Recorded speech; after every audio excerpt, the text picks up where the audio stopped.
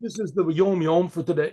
My grandfather said, a Jewish groan, oy, which comes from misfortune, physical misfortune, spiritual misfortune. Oy, what have I done? A Jew gives we call the Yiddish krechts, oy, a broken heart. This is also tshuva.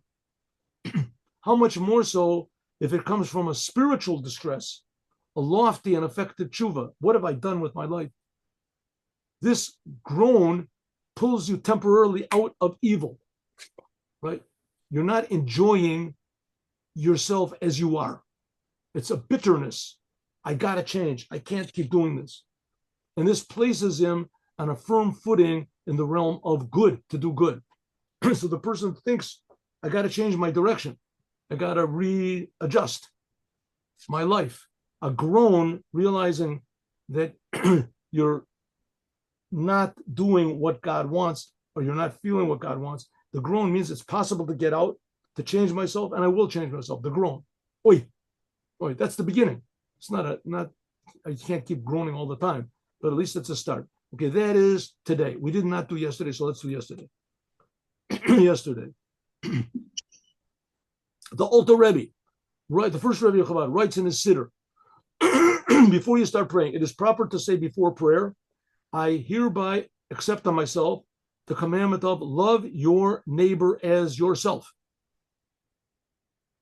Love your fellow man as yourself. This means that the mitzvah, the commandment of loving every Jew, this is the gate through which man can pass to stand before God to pray. By merit of that love, your prayers are accepted. Now you can ask yourself, what possible connection has that got to do?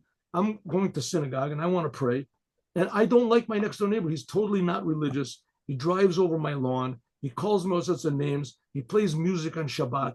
He drives me crazy. I have to love him. I have to forget about the guy. That's in order to pray. I have to love this guy. I can't stand it. Right? I have to not think about him at all. Says no. If you can't, then your prayers are not really prayers. You're not really prayers. Because what is prayer supposed to be? Prayer is supposed to be that you think about God.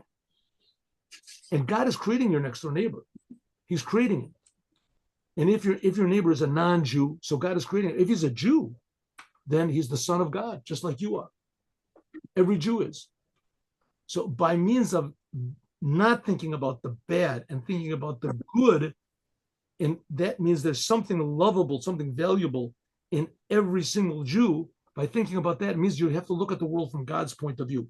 You look at the world from God's point of view, and you say, okay, now you can start to pray. What do you mean? From God's point of view, the world is supposed to be perfect. It's not perfect, God. The world is very far away, and I'm coming to tell you that there's a lot of sick people here. There's a lot of poor people. There's a lot of suffering. The Jews are scattered all around, and then you start to pray. God, change it. Okay, now story.